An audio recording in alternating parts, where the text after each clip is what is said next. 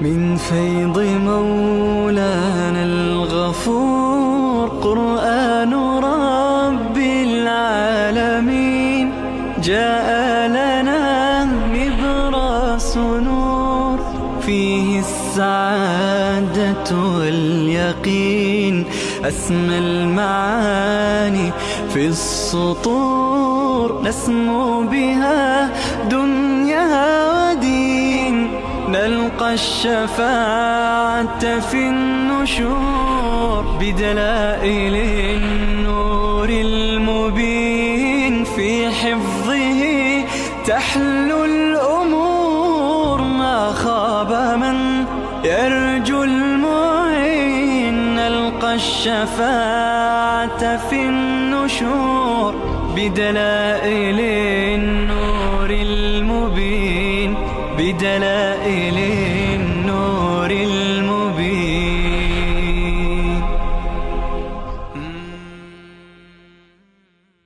بسم الله الرحمن الرحيم.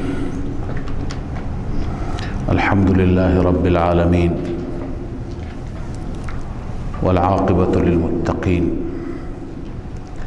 والصلاة والسلام على سيدنا سيد الأنبياء وخاتم النبيين وعلى آله وأصحابه أجمعين. اینجا سوره مبارکه هود شروع میشه.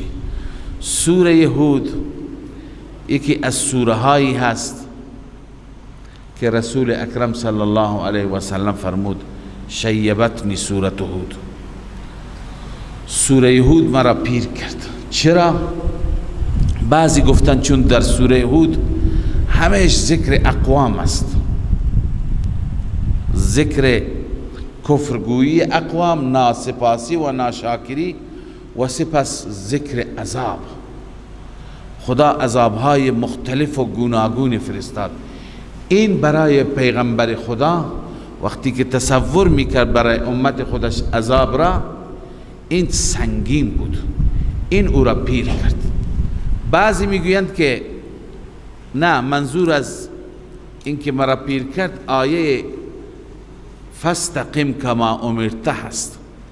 استقامت، ثبات، استقامت بسیار سخت است. این او را پیر کرد. والله اعلم. به هر حال این دو مورد را بیشتر ذکر کردند. اما ربط این سوره با سوره گذشته، اولین ربط اینه که شما در آخر خواندید اتبع ما یوحى الیک من ربک. ما یوحى الیک، شما دنبال رو وحی باش، شما پیرو وحی باش. الان اینجا در اول سوره اون وحی بیان شده. اون وحی چی هست؟ کتاب احکمت آیاته. مراد از وحی کتابی هست که آیاتش محکم قرار گرفته. محکم را توضیح میدیم. پس این ربط اول است. ربط دوم اینه که ما در سوره یونس خواندیم که نزد الله عزوجل هیچ شفیعی وجود نداره.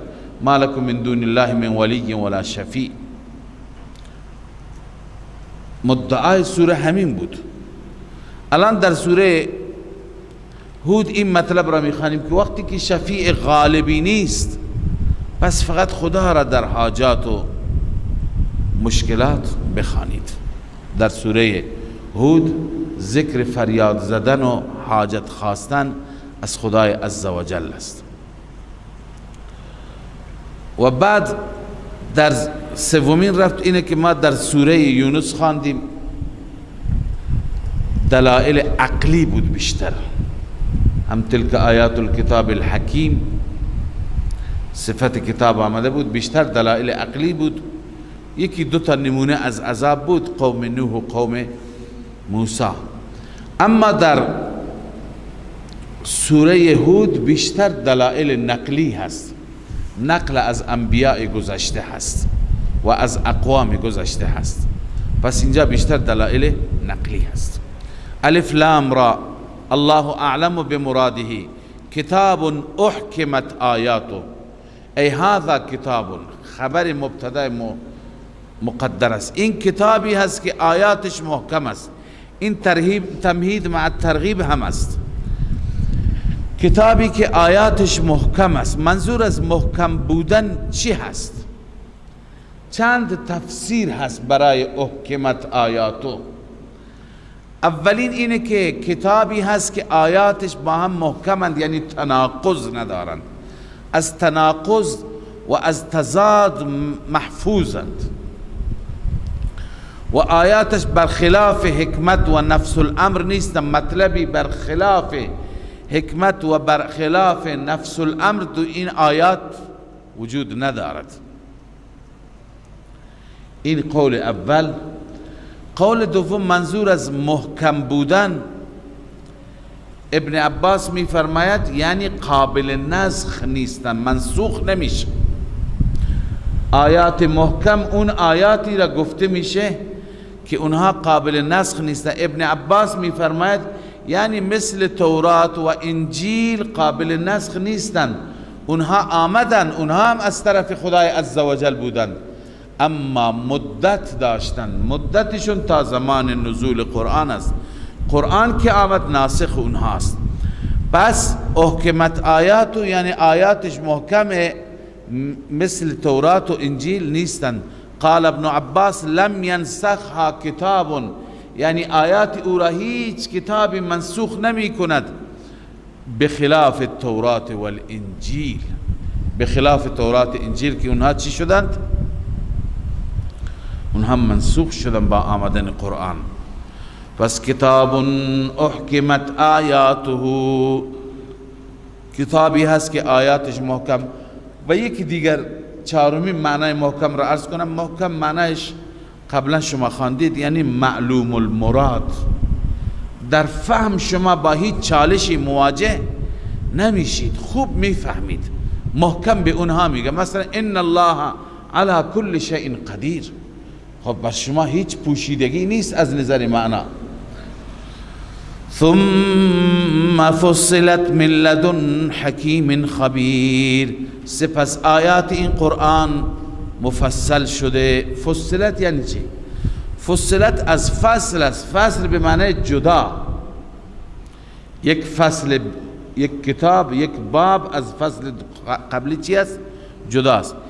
اینجا مطلب اینه که مطالب به صورت جدا جدا بیان میشن، مثل جواهرات. ببین جواهرات در یک سلک چگونه در آورده میشوند. اینجا علامه آلوسی نوشته کالعقد المفصل بالفرائد، مثل اون گردنبندی که با فرائد، فرائد یعنی یک مرواریدها،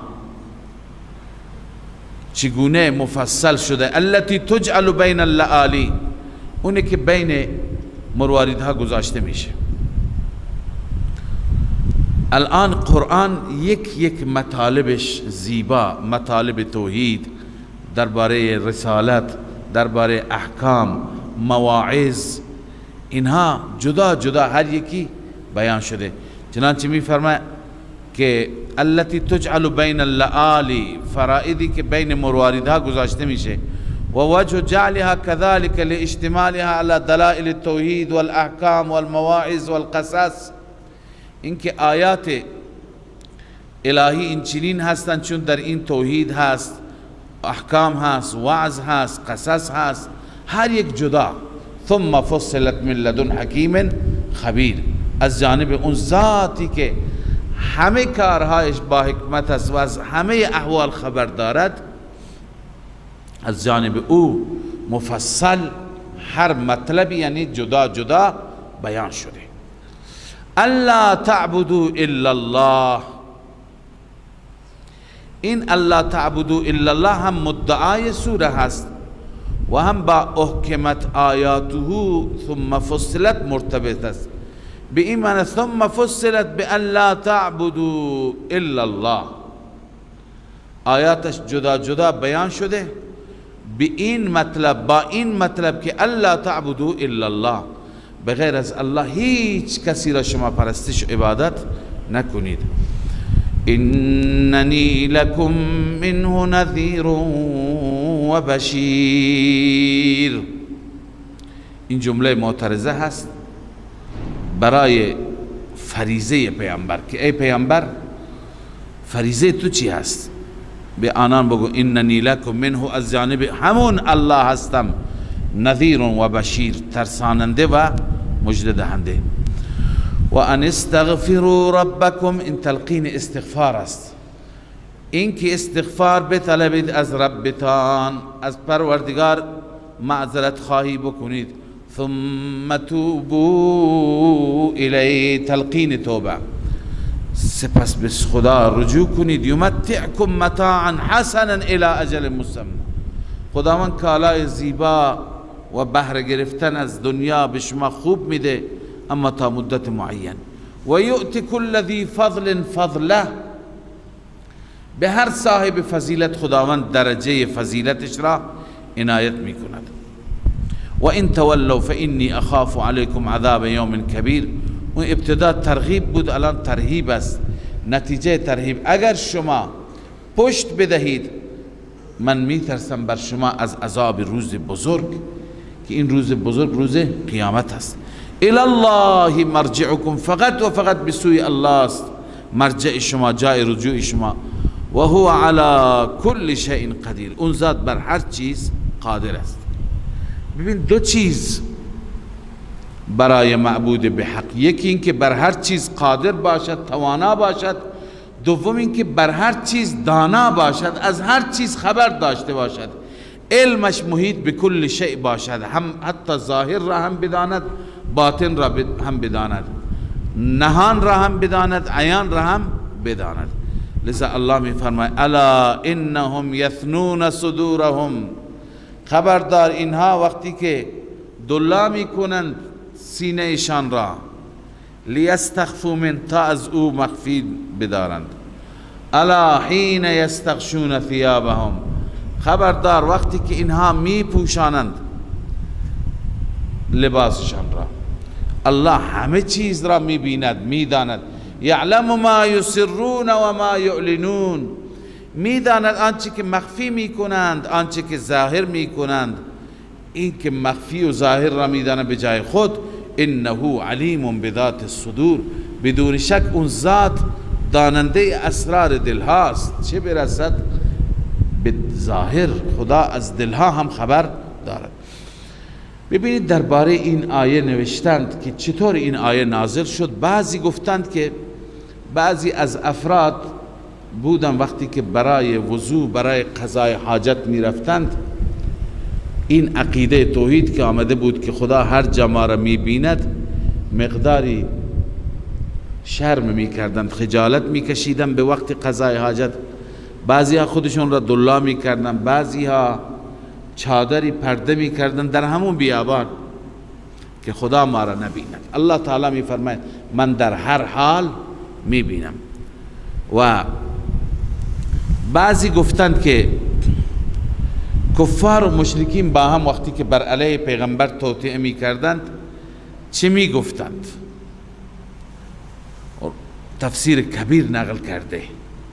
این آیه در جواب و در پاسخ گفته اونها، گفته بیشرمانه و بیجای اونهاست. اونها می گفتند روی ان طائفه من المشرکین قالوا، یک گروه از مشرکین گفتند اذا اغلقنا ابوابنا، وقتی که درها را ما ببندیم با هم مشوره داشته باشیم پشت درهای بسته، و ارسلنا ستورنا، پرده ها را هم بکشیم، و استغشینا ثیابنا، و به وسیله لباس خودمون را بپوشیم، و ثنینا صدورنا، و سینه خودمون را حتی هم دلا کنیم علی عداوت محمد، فکیف یعلم بنا، خدایش چگونه میداند؟ این همه در بسته، پرده کشیده و ما خودمون را و سینه من را مخفی کردیم، از کجا میداند؟ الله جواب داد الا انهم یثنون صدورهم لیستخفوا من، آنان سینهشان را دلا میکنند، منظور مخفی میکنند اونچه که در سینه است تا از خدا مخفی کنند. الا حین یستغشون ثیابهم، خبردار وقتی که آنها لباس را بر خود می پیچند و می پوشند، یعلم ما یسرون و ما یعلنون، الله از هر چیز میداند، ظاهر را و مخفی را. انه علیم بذات الصدور، این علت است، همانا اون ذات داننده اسرار دل هست. و ما من دابة فی الارض الا علی الله رزقها و یعلم مستقرها و مستودعها، الله هر چیز را هم میبیند، میداند و روزی و رزق هر چیزی را هم مقدر کرده، به خدا برمیگردد.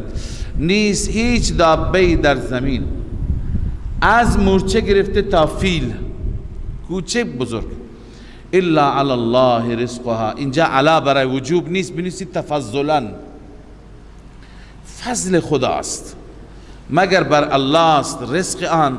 و یعلم مستقرها و مستودعها، الله میداند مستقر آن را و مستودع آن را، یعنی هر دابه‌ای هم خدا مستقرش را میداند، جای قرارش را و جای ودیعتش را.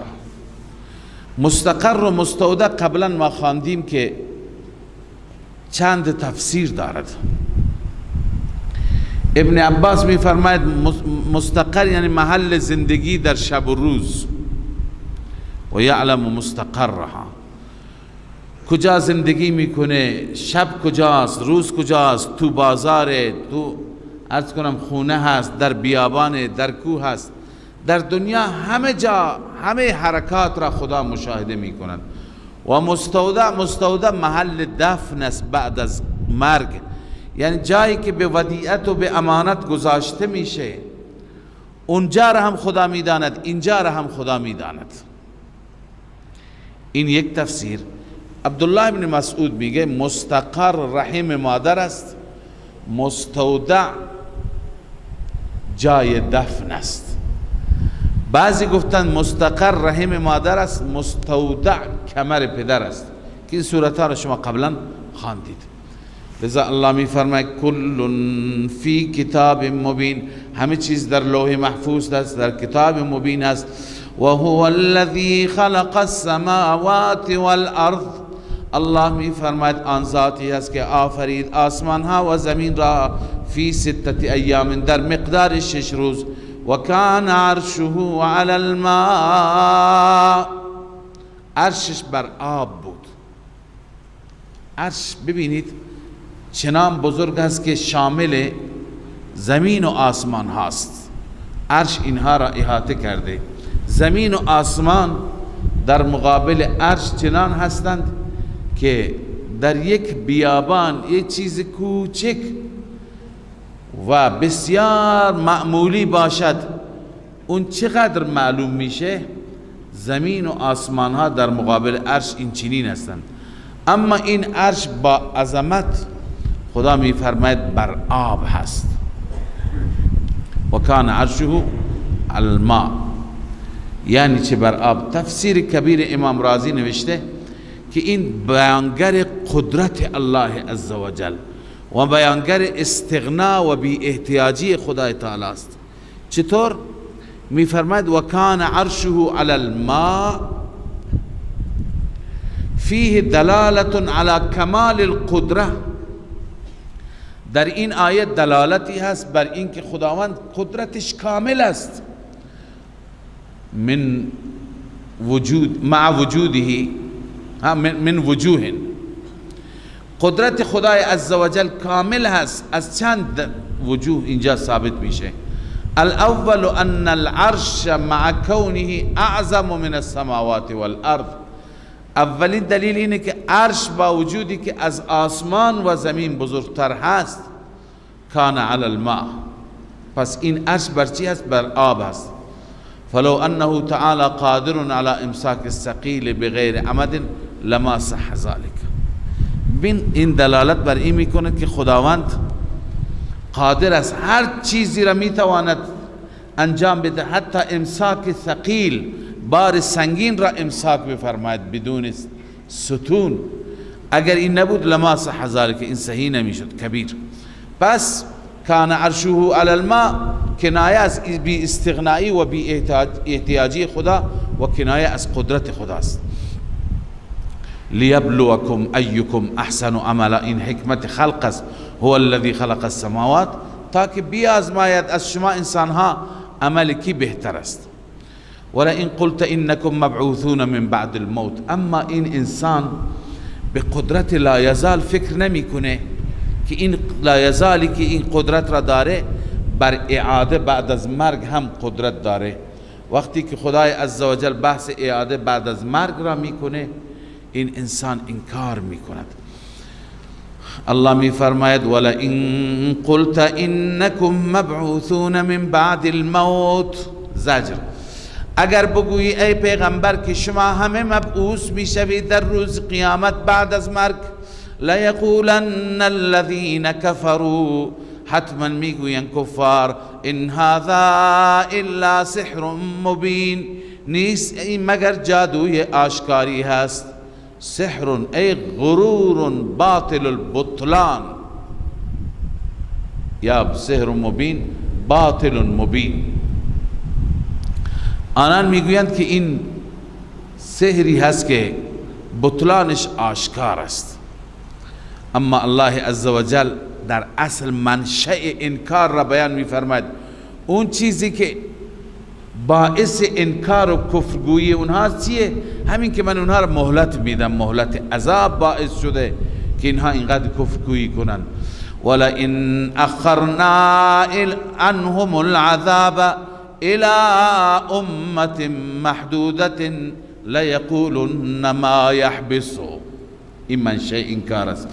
الله می فرماید اگر از آنان عذاب را مؤخر بکنیم تا مدت معینی، الى امت ای الى مدت معدوده، لیقولن ما یحبسو، حتما آنها میگویند انکارا، ما یحبسو، چه چیزی او را نگه داشته حبس کرده. الله می فرماید الا یوم یأتیهم لیس مصروفا عنهم، خبردار روزی که اون عذاب بیاید مصروف از آنها نیست، یعنی جلوگیری نمیشه، به سمت سوی دیگه برده نمیشه. و حاق بهم ما کانوا به یستهزئون، بر اونها فرود می آید، احاطه می کند آن عذابی که اونها مسخره می کردند. ولئن اذقنا الانسان، از اینجا الله تعالی زجر، سرزنش، توبیخ بیان می فرماید برای انسان ناسپاس. الله می فرماید اگر ما انسان را بچشانیم از جانب خودمون رحمتی، منظور از رحمت چی است؟ سعه هست، فراخی هست، آبادی هست، بهار هست، صحت و امن و خصب، امنیت هست، سرسبزی و شادابی هست. ثم نزعناها من، سپس این نعمت را از او بگیریم، امنیت را بگیریم، مادیات را بگیریم. انه لیئوس کفور، بدون شک این انسان ناامید میشه. ناامید از چی؟ من الشرکا، من الالهه، از خدایان ناامید میشه و کفور، ناسپاس میشه.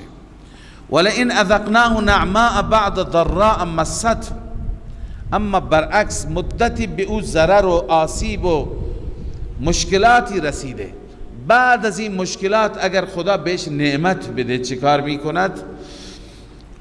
ولئن اذقناه نعماء بعد ضراء مسته، بعد از ضرری که به او رسیده، لیقولن ذهب السیئات عنی، اون میگه دیگه سیئات رفت، مشکلات تمام شد.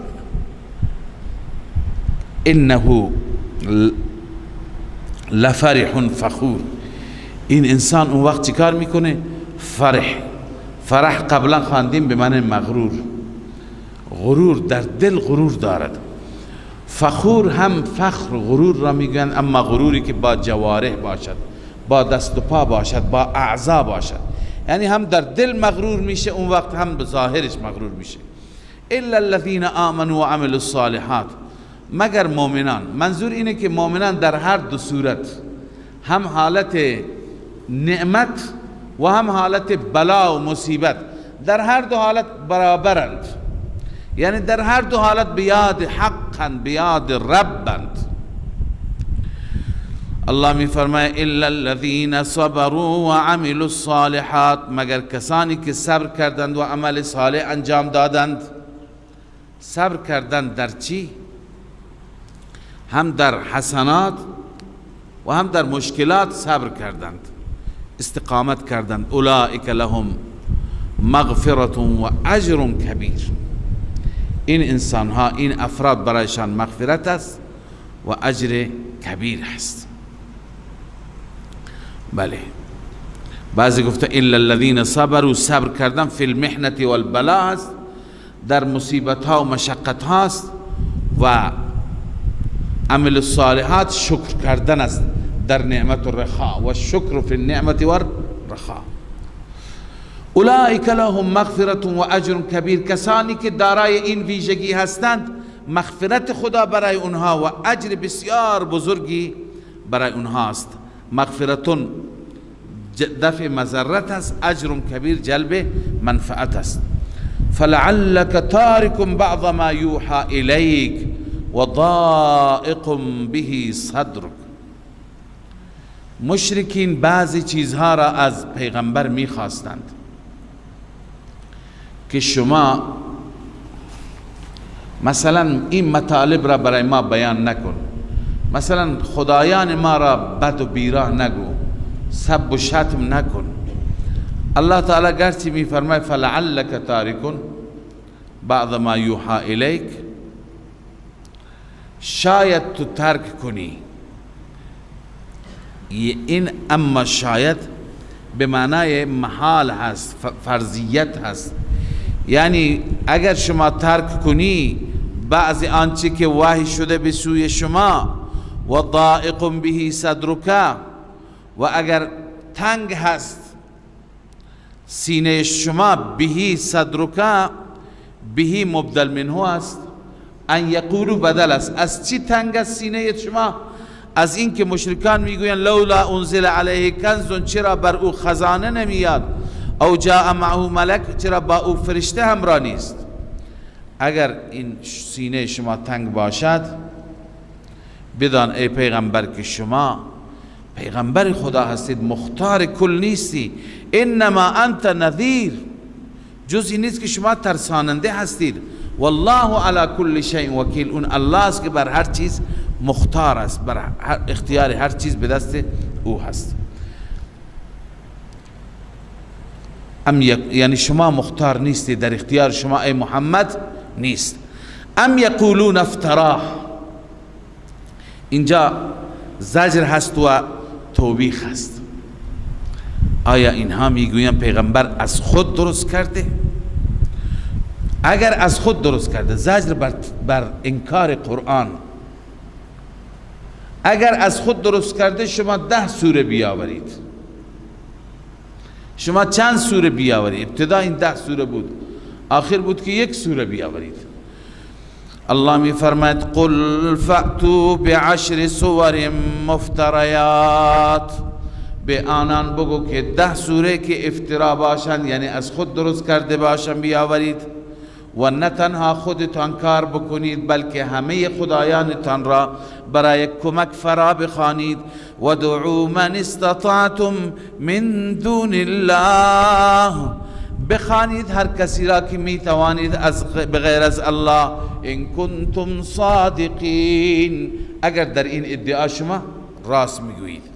فإن لم يستجيبوا لكم، اگر نتوانستن اجابت کنند، که نمیتوانند، فاعلموا انما انزل بعلم الله، وقتی که این کتاب معجز ثابت شد، اونها را عاجز کرد، شما بعد از اون یقین کنید، باور کنید که انما انزل بعلم الله، آنچه که وحی نازل شده به وحی الهی هست. همه چیز را الله خودش نازل کرده. و الله اله الا هو، و یقین کنید که هیچ معبودی بغیر از الله نیست. فهل انتم مسلمون، آیا شما تسلیم میشید؟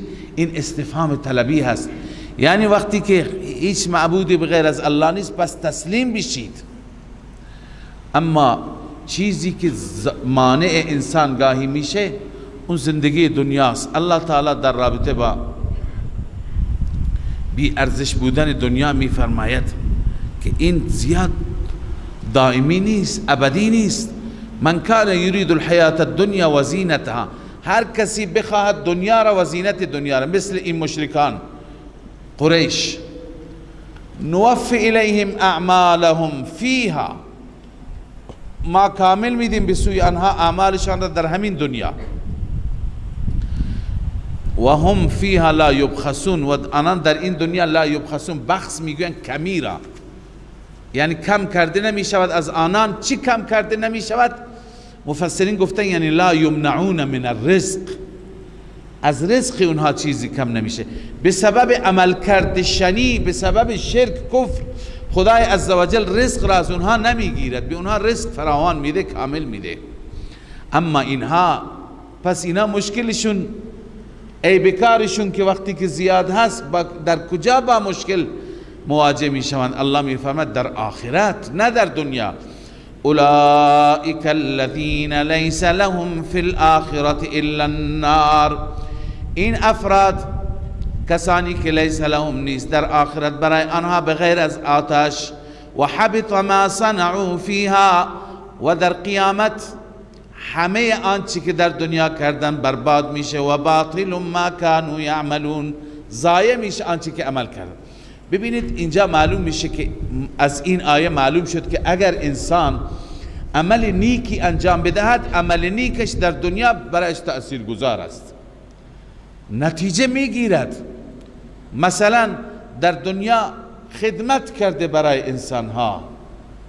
انسانها را راحت رسونده، خب نوفی الیهم اعمالهم، اگر در دنیا نمیخواد آخرت را، پس در همین دنیا ما اعمالشان را به اونها کامل میدهیم، یعنی پاداش عملشون را تا برای چیزی نموند. در همین دنیا روح ریحان مشکلی ندارد، همه چیز وفق مراد پیش میره، هیچ دردسری ندارد، پس پاداش کفار را خدا میدهد. اما در دنیا بسیاری از کفار هستند که پاداششون در دنیا به چه صورت داده میشه؟ به وسیله نصیب شدن ایمان. یعنی یک کسی که خیلی خوب بوده، نیک عمل بوده، نیک صفت بوده، اون چی می شود؟ اون را خدا ایمان نصیب می کند، او به توحید ایمان می آورد. این هم یک پاداشی هست در دنیا، اما چنان پاداشی هست که آخرت او را هم تضمین می کند. لذا الله می فرماید در آخرت اعمالشون برباد است، نه در دنیا. و حبط ما صنعوا فیها، بنیستی در قیامت هر چی که کردند اونجا برباد میشه. و باطل ما كانوا یعملون، اعمالشون ضایع میشه. پس این ضایع شدن اعمال و حبط اعمال در آخرت است، در دنیا نیست. افمن کان علی بینة من ربه، اینجا دلیل خدای عزوجل برای حقانیت پیغمبر ذکر میفرماید. الله میفرماید آیا اون پیغمبری، اون انسانی که بر بینه باشد از جانب رب، بینه دارد یعنی دلائل دارد، و یتلوه شاهد، یتلوه یعنی یتبعه، شاهدی هم او را دنبال میکند، یعنی گواهی هست که او را تقویت میکند. یتلوه ای یلحقه و یتبعه، مراد از شاهد هم قرآن هست. منهم ای من الله، از جانب خدا، یعنی قرآن که از طرف خداست هم او را چی میکند؟ تایید میکند.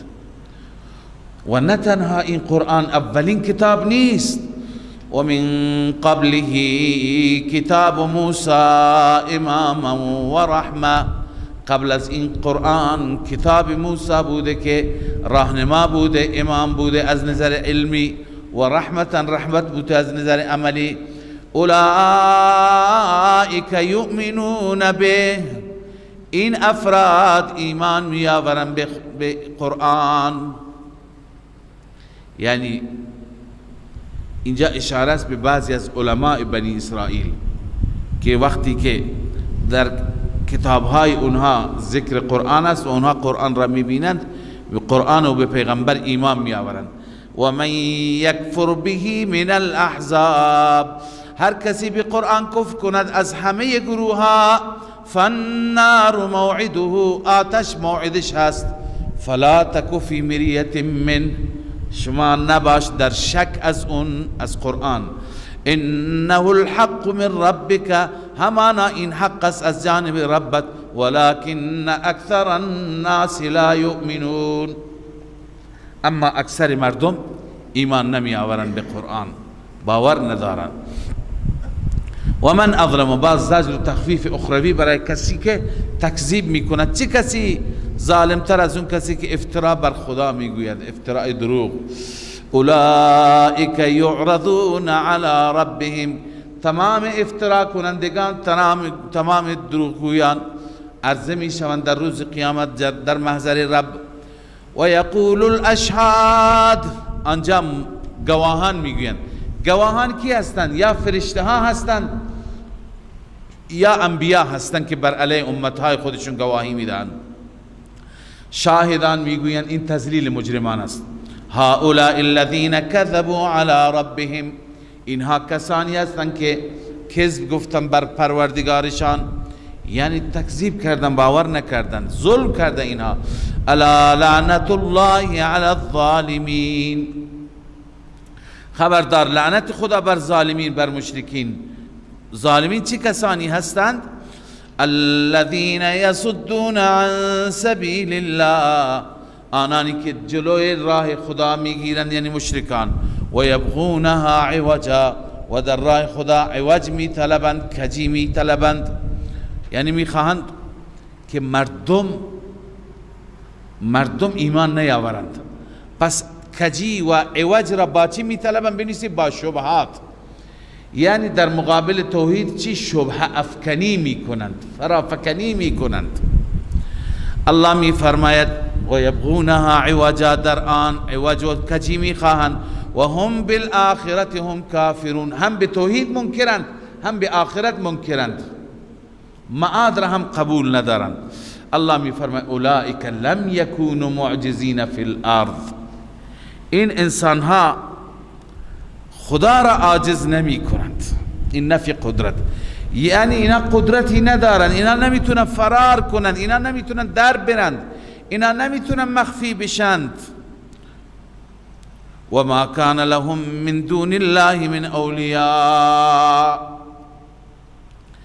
برای آنها بغیر از الله هیچ ولی نیست، هیچ حامی نیست. یضاعف لهم العذاب، برای اینها و هم بالآخرت هم کافرون. اولئک لم یکونوا معجزین فی الارض و ما کان لهم، این نفی شفاعت قهری است، یعنی اینها قدرت ندارند و قدرت دیگری هم نیست که به کمک اینها و بیاری اینها بیاید. یضاعف لهم العذاب، برای اینها عذاب چند برابر میشه. به دلیل چی؟ به دلیل ضلال و اضلال، هم خودشان گمراه هم دیگران را گمراه کردند.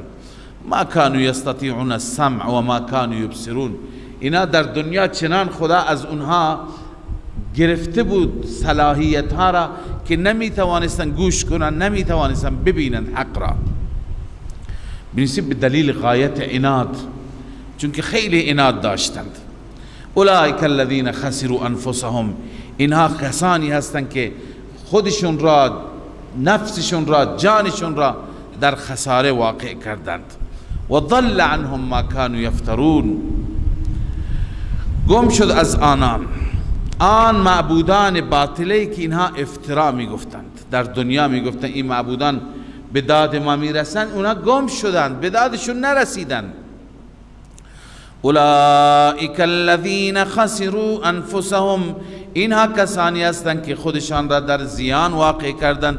و ضل عنهم ما كانوا یفترون، گم شد از اونها معبودان باطلشان. لا جرم انهم فی الاخرة هم الاخسرون، الله می فرماید لا جرم یعنی لا محاله، بدون شک، غیر از این سخنی دیگه نیست که اینها در آخرت از اخسرین انسان ها هستند. یکی از خاسر، یکی از اخسر، از همه بیشتر ضرر و زیان دیده این انسان ها از اونها هستند. ان الذين، در مقابل این تخویفی که برای کفار ذکر شد، برای معاندین ذکر شد، الان بشارت برای مؤمنان. الله می فرماید ان الذين آمنوا وعملوا الصالحات، بدون شک کسانی که ایمان آوردن و عمل صالح انجام دادن.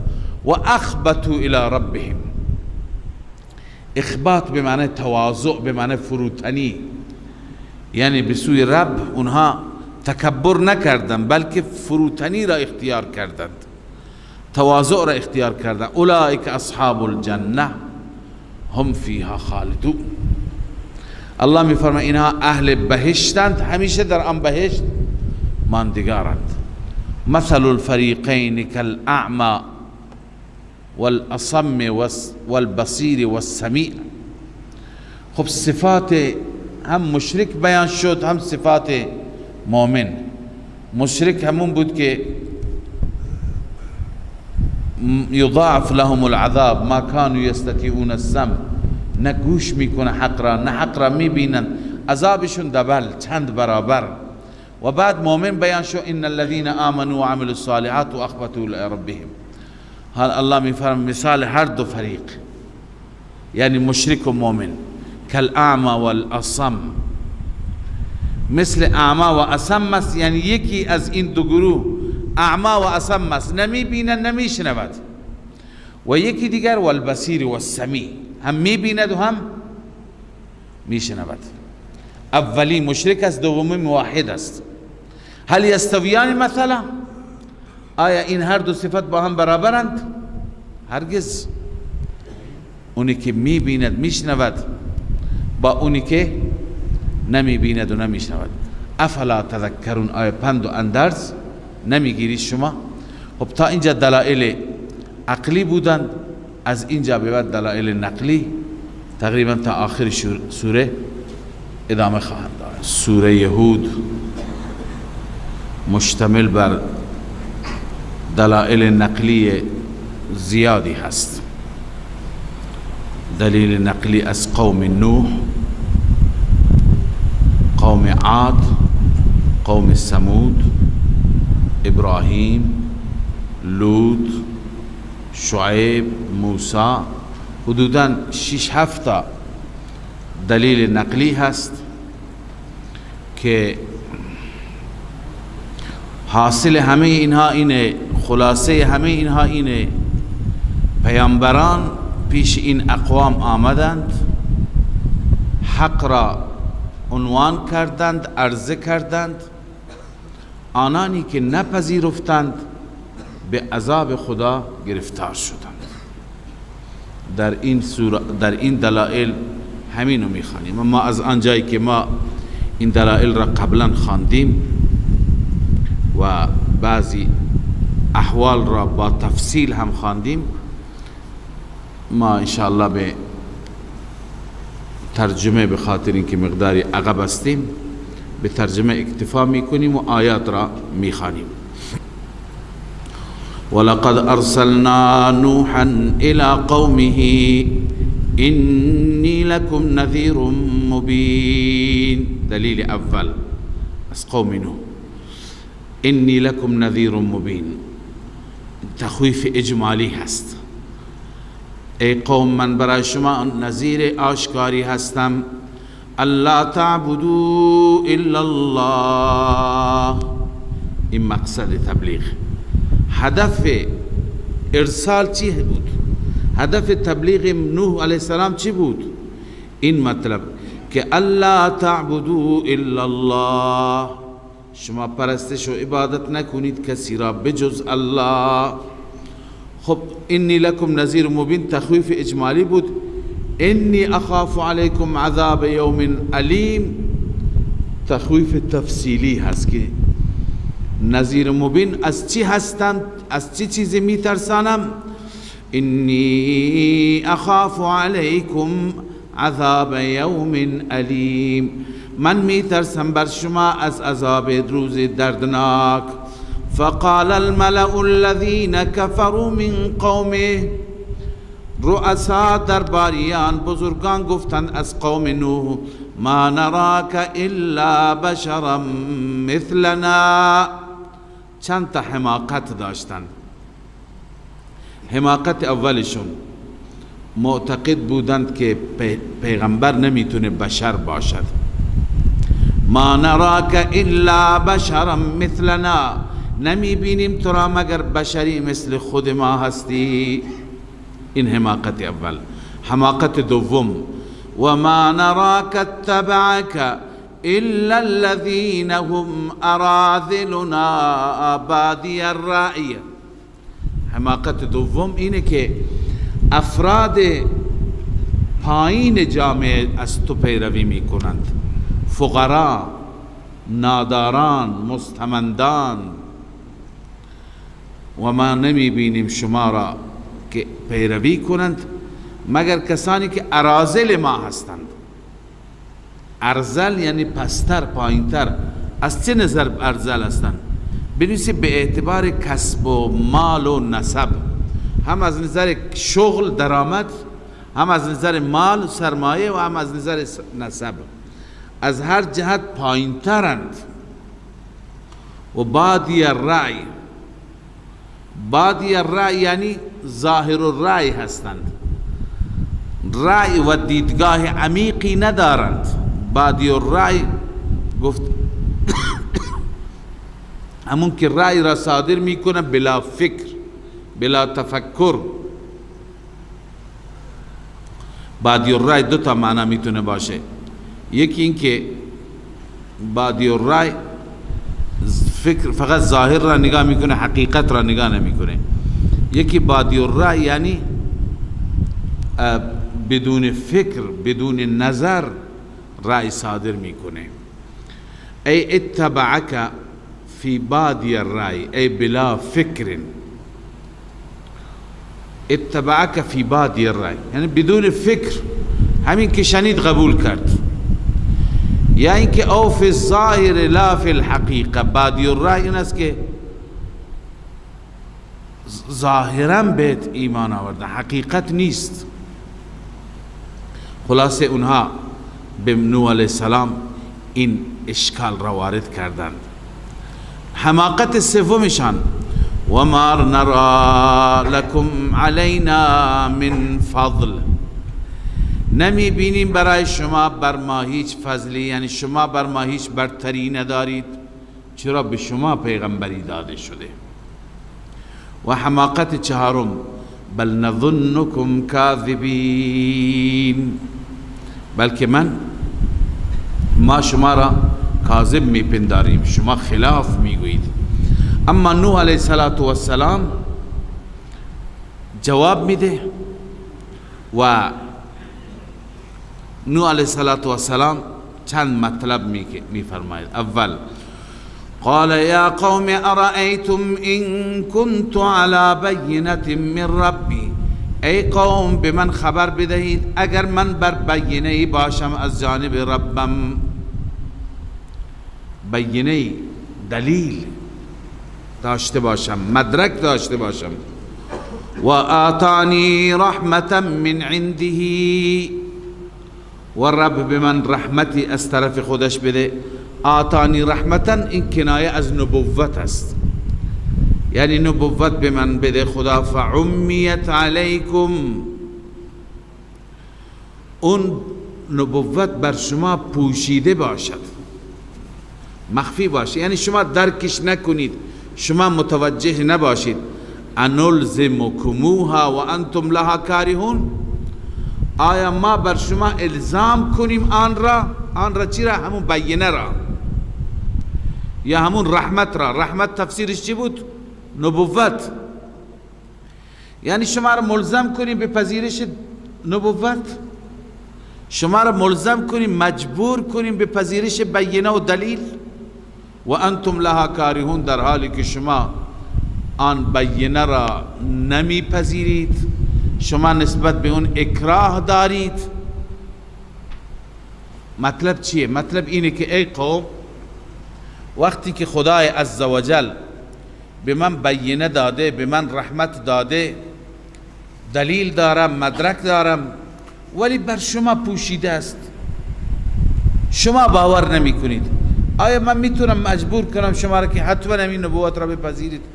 در حالی که شما نمیپسندید، شما مکروه میدانید.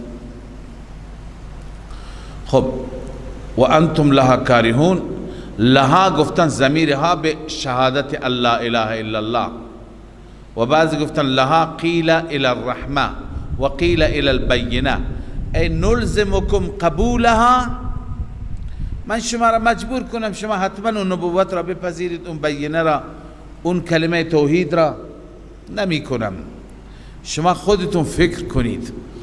و یا قوم لا اسألكم علیه مالا، این رفع مانع برای ایمان است. ببین کجای شک کنید که طرف از شما پول میخواد، منفعتی برایش داره، برای من چه منفعتی داره؟ منفعت مادی.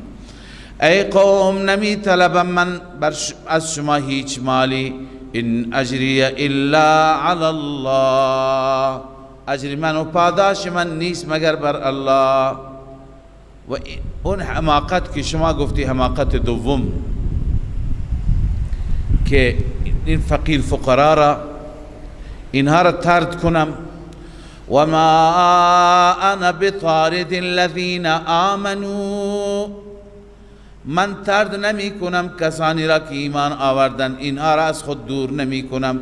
انهم ملاقو ربهم، علت این است که اینها رب را ملاقات می کنند، اینها فردا به ملاقات الله می روند، اینها با روح و ریحان با نعمت الله مواجه می شوند. ولکنی اراکم قوما تجهلون، اما شما را می بینم قوم جاهلی هستید. و یا قوم من ینصرنی من الله ان طردتهم، ای قوم چه کسی مرا یاری می کند از عذاب خدا اگر آنها را طرد کنم؟ اینها مقربان خدا، اینها محبوبان خدا. افلا تذکرون، آیا پند نمیگیرید؟ متوجه نیستید؟ من نمیتوانم چنین کاری بکنم. ولا اقول لكم عندي خزائن الله، خب قوم میگفتن چرا بشری، قوم میگفتن چرا پول نداره، چرا مال نداره، چرا همه اینها را جواب میده. ولا اقول لكم عندي خزائن الله، اینا از لوازم نبوت نیستن. لازم نیست که پیغمبر سرمایدار باشه، لازم نیست که پیغمبر علم غیب بداند، نه خیر، اینها لازم نیستن. و من نمیگویم برای شما که نزد من خزائن الهی هستند، ولا اعلم الغیب، و نه اینکه میگویم غیب میدانم، پس غیب هم از لوازم نبوت نیست. ولا اقول انی ملک، اینکه میگه چرا بشر هستی، من بشرم، نمیگویم ملکم. ولا اقول للذین تزدری اعینکم، و من نمیگویم به آنانی که تزدری اعینکم، تحقیر شمرده آنها را چشمان شما، یعنی از نظر چشمان شما حقیرند. من نمیگویم که لن یؤتیهم الله خیرا، هرگز خدا به اونها خیر نمیده، خدا به اونها ثواب میده، خیر میرساند. الله اعلم بما فی انفسهم، چون اونها گفتن بادی الرای، هم اراذلنا بادی الرای. بادی الرای برای شما دو تفسیر عرض کردم، یکی اینکه بلا تأمل و بلا فکر اینها قبول کردن، دنبال دلیل نیستند، همین که گفتی پیغمبرم قبول کردن. بقیه مفسرین همین تفسیر را میکنند. اما شیخ رحمه الله فرمود که بادی الرأی یعنی فی الظاهر، اینا ظاهرا با تو هستن، در دل نیستن. از اینجا معلوم میشه که تفسیر شیخ درسته که جواب میده نوح الله اعلم بما فی انفسهم، خدا میدونه اون چی که در دلشون هست، از ته دل ایمان آوردند، حقیقی یا ظاهری من نمیدونم. انی اذا لمن الظالمین، این در صورت طرد است، اگر طردشان بکنم از ظالمان میشم. قالوا یا نوح قد جادلتنا فاکثرت جدالنا، بعد از اینکه از دلائل عاجز شدند، عناد قوم را ببین، گفتند ای نوح قد جادلتنا، با ما جدال کردی، فاکثرت جدالنا، هم زیاد جدال کردی درباره موضوع توحید. تو که میگی اگر ما قبول نکنیم عذاب میاد. فأتنا بما تعدنا ان كنت من الصادقین، مطالبه عذاب. بیاور آنچه که وعده میکنی، این کنت من الصادقین فیما تقول، در اون چه که میگویی راست میگی، بیار عذاب را. نوح علیه السلام جواب میده عذاب به دست من نیست. قال انما یأتیکم به الله، جز این نیست که الله آن عذاب را میآورد ان شاء، اگر خدا بخواد. و ما انتم بمعجزین، و شما نیستید عاجز کنندگان، یعنی نمیتونید از عذاب خدا در برید. بمعجزین ای بفائتین من عذاب الله بالهرب، با گریختن، با مخفی شدن، با فراری شدن نمیتونید در برید. در دنیا میتونید از پیش حکومت ها بگریزید، از این کشور بری کشور دیگه، در همین کشور مخفی بشی، دولت عاجز بشه نتونه شما را دستگیر کنه، ولی از پیش خدا نه، اونجا نمیتونی عاجز کنی. ولا ينفعكم نصحي ان اردت ان انصح لكم، نصح من و خیر خواهی من فایده ندارد اگر من بخواهم شما را خیر خواهی کنم، بالخصوص در زمانی که ان کان الله یرید ان یغویکم، اینم به دلیل عناد است. چون خدا چرا شما را گمراه میکنند؟ چون عناد دارید. اگر الله بخواهد ان یغویکم ای یضلکم، شما را گمراه کند، من نمیتونم کاری برای شما بکنم. هو ربکم و الیه ترجعون، این علت از او رب شماست و فقط به سوی او برگردانده میشوید. خب باز هم زجر توبیخ، اونا میگفته این را از خود میگوید. ام یقولون افترا، آیا میگویند که این را از خود درست کرده، قرآن را، وحی الهی را؟ قل ان افتریته فعلی اجرامی، اگر من از خود گفتم عقوبت من، جرم من، گناه من بر من، اما من از شرک شما هم بیزار. و انا بریء مما تجرمون، از جرمی که شما میکنید. جرمشون چی بود؟ من الشرک و تکذیب الحق. ای ام یقولون افتراه یعنی اختلقته و افتعلته، این را از خود درست کرده، از خود ایجاد کرده. چرا؟ یعنی الوحی و الرساله. پس جواب بده اگر من گفتم بر من. خب و اوحی الی نوح، الان تتمه داستان نوح، آخر داستان به کجا انتها پذیرفت، به کجا تمام شد؟ الله می فرماید و اوحی الی نوح انه لن یؤمن من قومک، وحی شده به سوی نوح اینکه هرگز ایمان نمی آورد از قوم تو، الا من قد آمن، مگر آنکه ایمان آورد. فلا تبتئس بما كانوا یفعلون، شما ناامید نباش به اون چی که آنها انجام میدهند، یعنی کفر میکنند، مسخره میکنند، استهزاء میکنند. شما ناامید نباش و اینها دیگه ایمان نمی آورند. ببینید خداوند، بعضی میگن نوح علم غیب میدانست که گفت خدایا اینا دیگه ایمان نمی آورند، خدا خودش بهش گفته بود. و اوحی الی نوح، به سوی نوح چی شد؟ وحی شد. لذا مقدمات عذاب، واصنع الفلک باعیننا و وحینا، کشتی را بساز باعیننا ای بمرء منا، زیر نظر ما، و وحینا یعنی حکم ما، دستور ما، الهام ما. ولا تخاطبنی فی الذین ظلموا، ای نوح سفارش نکن مرا، خطاب نکن یعنی سفارش نکن در باره کسانی که ظلم کردن، هر کسی شرک کرده. انهم مغرقون، آنان غرق می شوند همه. و یصنع الفلک ای کان یصنع، نوح داشت کشتی را درست می کرد. و کلما مر علیه ملأ من قومه سخروا منه، بازم حماقت قوم، هرگاه مرور می کرد بر نوح ملأ من قومه، یکی از سرداران قوم یکی از درباریان سخروا منه، او را مسخره میکردن. نوح علیه السلام گفت قال ان تسخروا منا، اگر شما امروز ما را مسخره میکنید فانا نسخر منکم، فردا ما شما را مسخره میکنیم در قیامت، کما تسخرون، همانطور که شما مسخره میکردید، یعنی سواء بسواء، برابر. فسوف تعلمون من یأتیه عذاب یخزی، ان قریب شما میدانید، بعد حین، تعلمون بعد حین، بعد از مدتی اندکی میدانید که من یأتیه عذاب یخزی، چه کسی هست که عذاب رسوا کننده، عذابی که او را رسوا کند پیشش میاد. نحن ام انتم، ما یا شما، ماییم یا شمایید. میدانید من یأتیه عذاب میشه در دنیا، در همین دنیا عذاب میآید، میدانید شما. و یحل علیه عذاب مقیم، میدانید چه کسی است که بر او عذاب دائم فرود میآید.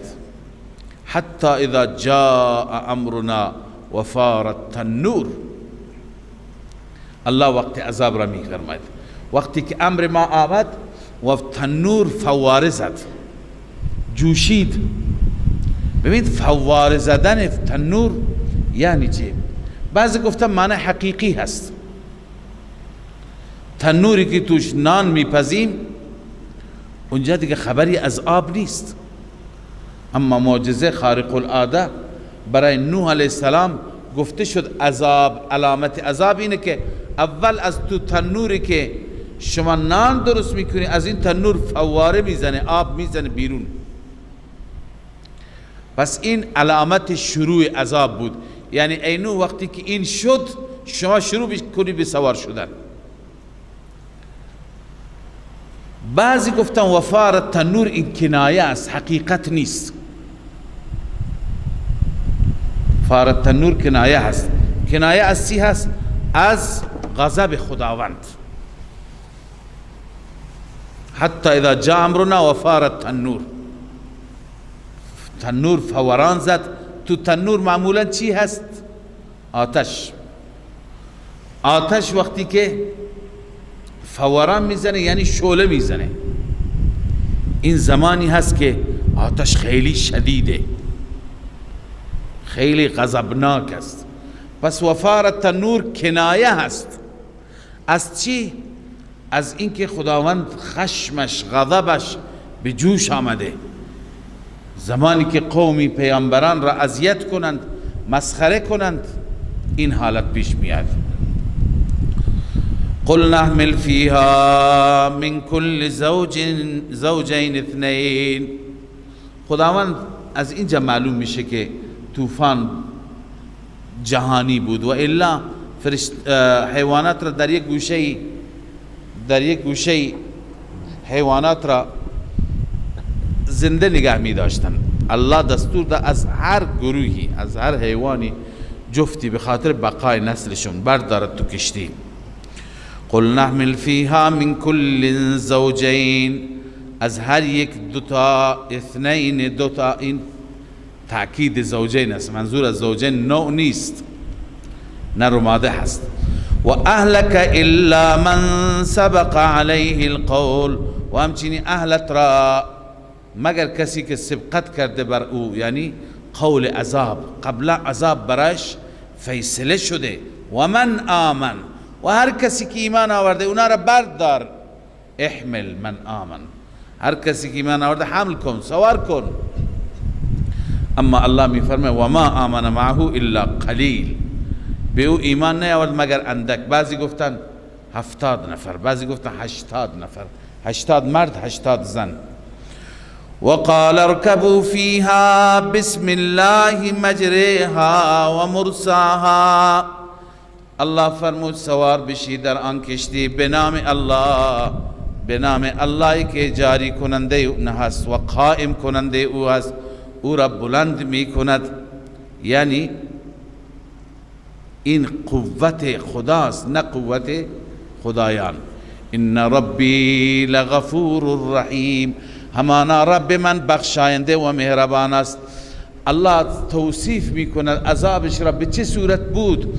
و هی تجری بهم فی موج، کشتی جاری بود میرفت و میبرد آنها را در موج مثل کوها. کسانی که تو کشتی سوار بودند مثل این میماند که در موج بودند و موجها مثل کوه بودند. و نادى نوح ابنه، این به عنوان آخرین دعوت. نوح فرزندش را ندا کرد، دعوت داد. بعضی میگویند که نوح همین وقت متوجه شد که فرزندش مسلمان نیست. قبلا جلوی پدر ظاهر نمی کرد، نفاق داشت. اما اینجا چون که منافقان هم باید عذاب می دیدن، اینجا نیامد، سوار نشد. نوح او را صدا زد و کان فی معزل، اون بچه در یک گوشه بود. گفت یا بنی ارکب معنا، ای پسرک، ای فرزندم، بیا سوار شو با ما، ای فی السفینه، ولا تکن مع الکافرین، با کافران نباش. اما اون هم تو سرش عقل نبود. اون گفت من روی این کوه میرم، هرچی آب باشه کوه را که نمیگیره. قال سآوی الى جبل یعصمنی من الماء، ای لا ارکب معکم، با شما سوار نمیشم، ام قریب من بالا میرم به سوی کوهی که یعصمنی من الماء، این کوه مرا از غرق شدن از آب حفاظت بکنه. معلوم میشه که کوه هرچی بلند بودند آب از کوه هم بالاتر رفت. نوح علیه السلام گفت قال لا عاصم اليوم من امر الله الا من رحم، نیست عاصمی امروز، یعنی حفاظت کننده از امر خدا. عاصم اینجا به معنی عرض کنم که ذات عصمه هست، یعنی کسی که معصوم بماند، محفوظ بماند. مثل تامر، تامر به چی میگن؟ ذات تمر. لابن میگن ذات لبن، کسی خرما داشته باشد، کسی شیر داشته باشد. عاصم یعنی کسی که عصمت داشته باشد از امر خدا، نیست کسی دیگه، یعنی هیچ کسی معصوم و محفوظ نیست الا من رحم، مگر کسی که خدا بر او رحم کند. و حال بینهم الموج فکان من المغرقین، حائل شد بین دوتا پدر و پسر موج، این پسر بیچاره از مغرقین شد، غرق شدگان جلوی چشمان پدر. سبحان الله، بی نیاز از خدا. پیغمبر این همه تبلیغ کرده، 950 سال، مدت کمی نیست، جایگاهش چقدر رفیع است. ولی این پیغمبر هم اگر چیزی بخواد، تا زمانی که رب نخواد نمیشه. الله مقدر کرده که فرزندش بدون ایمان بره به عذاب گرفتار بشه. پیغمبر که میخواهد نمیتواند اون تقدیر الهی را جابجا کند. وقیل یا ارض ابلعی، بعد از غرق کفار، بعد از نابودی کفار گفته شد وقیل یا ارض ابلعی ماءک، گفته شد ای زمین ببلع آبت را فرو ببر، و یا سماء اقلعی، و ای آسمان اقلعی، ای امسکی عن صب الماء، باز بیا دیگه آب نریز. و غیض الماء، الله می فرماید آب کم شد. و قضی الامر، و امر فیصله شد. فیصله شد امر چی بود؟ عذاب. عذاب فیصله شد. و استوت علی الجودی، و بر کوه جودی کشتی مستوی شد، قرار گرفت. ای استقرت السفینه، و استوت ای استقرت السفینه، این سفینه بر جودی. جودی کجا هست؟ بعضی گفتن در ملک شام است، بعضی گفتن در موصل عراق است، بعضی گفتن در ارمنستان شمال است، ارمینیا. قیل فی ارمینیا و قیل فی موصل، والله اعلم. الله تعالی فقط نامش را ذکر کرده، موقعیت جغرافیاییش را بیان نکرده. برای ما همین قدر کافی است، کجا بوده مهم نیست. و قیل بعدا للقوم الظالمین، بعد از هلاکت گفته شد دوری برای قوم ظالم، اینایی که ظلم کردند. الان نوح علیه السلام بعد از غرق یا قبل از غرق، علما گفتن این قبل از غرق است، نوح علیه السلام ندا کرد، دعا کرد. عرض کردم نوح علیه السلام هرچی بخواهد، نه، هرچی رب بخواهد. و نادا نوح ربه، ندا کرد نوح ربش را، پروردگارش را. فقال رب ان ابنی من اهلی، بار الها فرزند من از اهل من است، از اهل و عیال اهل بیت من است. و ان وعدک الحق، همانا وعده تو وعده حق است. و انت احکم الحاکمین، تو بهترین فیصله کننده و بهترین حاکم هستی. قال یا نوح انه لیس من اهلک، الله فرمود ای نوح همانا این فرزند این کنعان از اهلت نیست، انه عمل غیر صالح، همانا برای این عملی هست عمل غیر صالح، عملش صالح نیست، این بد عمل است. فلا تسألنی ما لیس لک به علم، سؤال نکن از من آن چیزی که علمش را ندانی. بچهت بد عمل است، چطور خدا این را نجات بده؟ انی اعظک ان تکون من الجاهلین، من تو را موعظه می کنم اینکه از جاهلان نباشی. سبحان الله، ایمان پیغمبر چطور زود تسلیم میشه، نمیگه خدای آخه فرزند من است، دلبند من است، دوستش دارم، نه، فوراً معذرت خواهی میکند. این هست مسلک انبیا، تسلیم و رضا، هر چی که رب فیصله بکند تسلیم شدن. قال رب انی اعوذ بک، بار اله من پناه میبرم به ذات تو، ان اسألک ما لیس لی به علم، این که از این به بعد سؤال کنم چیزی بخواهم آنچه که من علمش را ندارم. و الا تغفر لی، ببین در این مناجات میتونیم جایگاه انبیا را ببینیم در مقابل خدا. انبیا خیلی جایگاهش بلنده، عظیم الشأن است، بالخصوص پیغمبری که 950 سال برای دین خدا کتک خورده، زحمت کشیده. اما ببین در مقابل الله، اولیاء الله، انبیا، ائمه، صالحین، بزرگان، هر چی باشند، اما کجا اونها و کجا خدا؟ با اونها محبت داشته باشیم، ولی نه اینکه صفت خدایی بهشون بدیم، از اونها حاجت بطلبیم. لذا نوح علیه السلام با چه عجزی، با چه انکساری چی میگه؟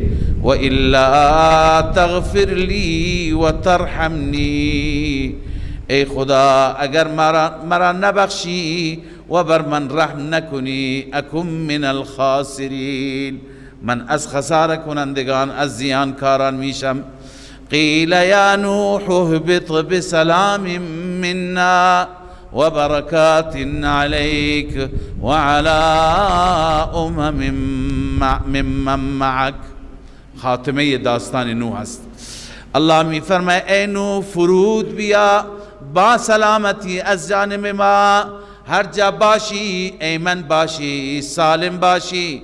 و برکات علیک، و برکات رب العالمین بر تو، نه تنها بر تو، علی امم ممن معک، بر تمام امتها، یعنی جماعت هایی که اونهایی که با تو هستند، هر کسی که در توحید، در یکتا پرستی، در عبادت رب با تو هست، بر همه سلام، بر همه برکت.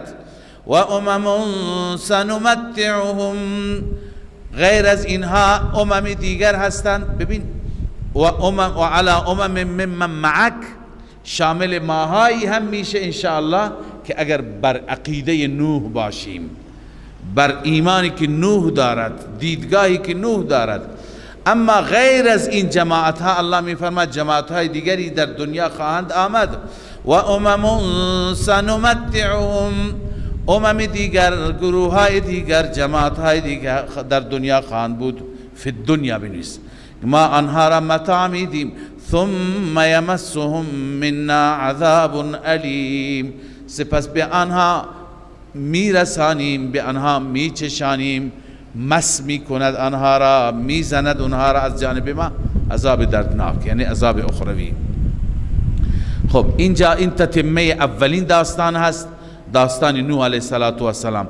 قبل از اینکه تخویف دوم را، نمونه دوم را الله عزوجل ذکر کند یا دلیل نقلی دوم را، در وسط جمله معترضه بر صداقت رسول الله صلی الله علیه و سلم. خلاصش اینه که ای پیغمبر، این داستان و امثال این داستان اینها دلیل هستند که بر شما وحی می آید، و الا شما ناخوانده، به مکتب نرفته، قوم شما هم امی، قبل از این نه شما از اینا خبر داشتین نه قوم شما خبر داشت. این اخبار را از کجا میاری؟ این بیانات را از کجا تعریف میکنی؟ دلیلی دیگر نیست مگر اینکه قطعا پیغمبر خدا هستی، بر تو از سوی او وحی می آید. تلک من انباء الغیب نوحیها الیک، الله می فرماید این از اخبار غیب هست که ما وحی می کنیم آنها را به سوی تو. ما کنت تعلمها انت ولا قومک، نمیدانستی اینها را ای محمد محبوب، نه تو و نه قومت قبل از این، من قبل هذا. پس فاصبر، این درس را از داستان نوح بگیر. فاصبر، نوح بالاترین صفتش که نمایان و بارز هست چیه؟ صبر، تحمل. پس تو هم مثل نوح صبر کن. ان العاقبت للمتقین، فاصبر كما صبر نوح علیه السلام على البلاء. ان العاقبت للمتقین، همانا عاقبت و انجام خوب، عاقبت محموده، المحموده جلاله نوشته، برای متقیان است. متقیان نتیجه خوب میبینند، ولو اینکه چند روزی در دنیا زجر و شکنجه سختی ها ببینند. صدق الله مولانا العظیم.